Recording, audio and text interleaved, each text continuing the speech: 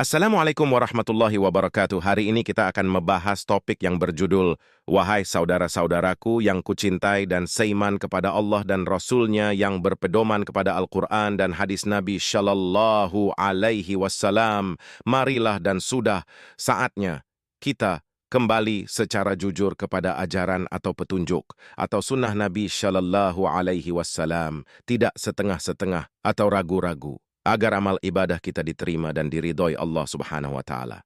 Insya Allah kelak kita ditempatkan Allah di surganya. Oleh Dr. Arifin S. Siregar. Pembahasan sudah waktunya dan sudah masanya untuk disadari oleh mereka yang selama ini masih berorientasi pada madzhab sebagai rujukan kebenaran ibadah dan akidah. Untuk menyadari bahwa sesungguhnya madzhab yang kita bentuk itu bukanlah decision maker, penentu kebenaran. Tetapi madzhab hanya digunakan sebagai alat bantu untuk mencari dan mengikuti kebenaran sesuai petunjuk Al-Quran dan Sunnah, ajaran, petunjuk Nabi Shallallahu Alaihi Wasallam. Ketahuilah sesungguhnya Islam tidak mengenal madzhab, dan madzhab itu sendiri tidak pernah menyebut dirinya sebagai madzhab atau menetapkan dirinya sebagai penentu kebenaran dari petunjuk Al-Quran dan hadis, Sunnah Nabi Shallallahu Alaihi Wasallam. Jadi madzhab hanya mengarahkan kita untuk mencari kebenaran sesuai Al-Quran dan hadis. Referensinya adalah hadis riwayat Tirmidzi yang menjelaskan suatu peristiwa di mana sahabat Mu'az bin Jabbal diutus oleh Nabi ke Yaman sebagai hakim. Saat itu Nabi Shallallahu Alaihi Wasallam bertanya, "Hai Mu'az, dengan apa engkau akan memutuskan suatu perkara?" Mu'az bin Jabbal menjawab, "Akan saya putuskan dengan hukum dari Al-Quran." Kemudian Nabi SAW bertanya lagi, "Bila engkau tidak menemukan hukumnya di Al-Quran, dengan apa kau memutuskan?" Lalu Mu'az menjawab, "Dengan hadis."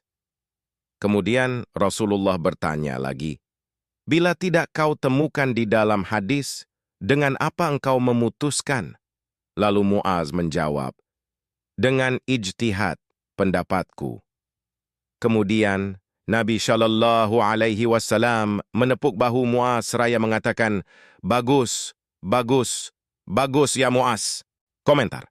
Kesimpulan dari referensi di atas menunjukkan bahwa kita wajib mendahulukan pendapat Al-Quran sebagai sumber hukum.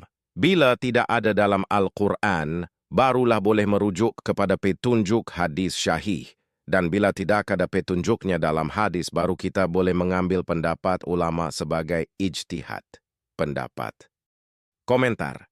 Harus dipahami dan dipegang teguh bahwa dalam masalah ibadah dan akidah, dalam masalah cara-cara pelaksanaannya, kaifiatnya, referensinya berhenti pada keputusan hadis.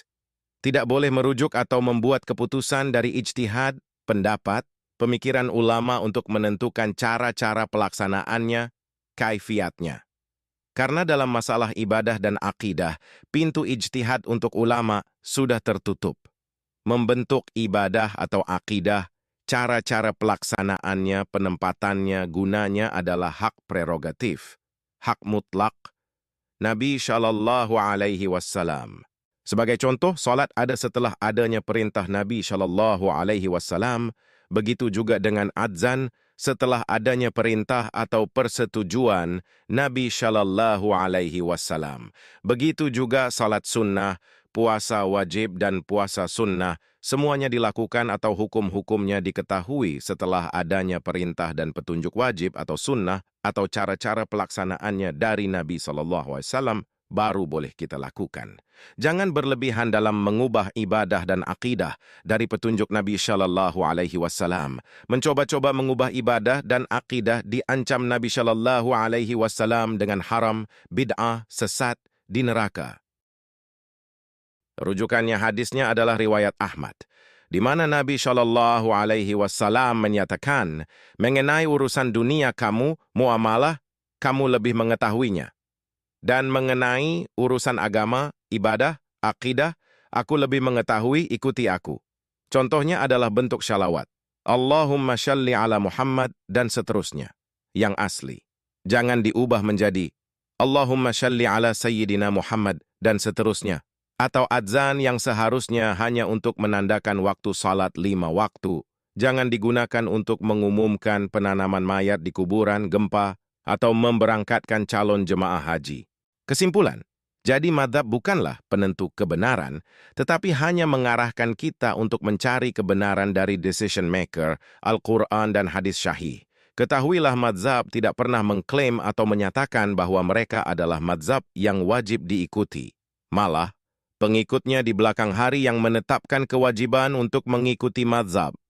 Imam Syafi'i pernah mengatakan, apabila suatu hadis sudah sah, itulah mazhabku. Itu yang aku ambil sebagai kebenaran.